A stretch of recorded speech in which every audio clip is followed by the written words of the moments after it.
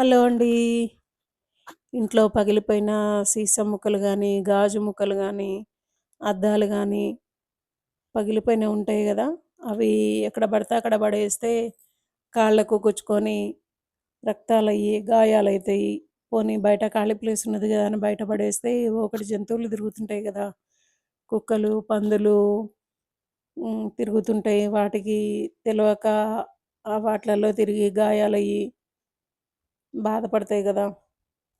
అందుకని అట్లా కాకుండా ఉండాలంటే, ఈ ముక్కలను ఒక 2 మడతల పేపర్‌లో పెట్టి, పొట్లం కట్టి, దాని మీద మనం ఏమైతే ప్యాక్ చేసినామో అది పేరు రాసి పెట్టి ట్రాష్‌లో ఏస్తే, మనం అన్నీ ఒక దగ్గరే ఏసినా వాళ్ళు వేరు చేసినప్పుడు అందులో తెలుస్తుంది గదా! ఇది పొట్లం ఏంటిది అని చూస్తారు.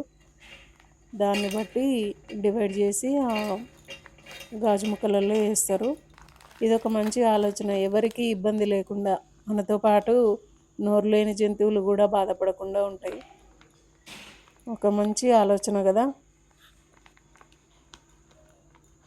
ఈ ఆలోచన గనక నచ్చితే వీడియో లైక్ చేయండి, షేర్ చేయండి, సబ్స్క్రైబ్ చేసుకోండి.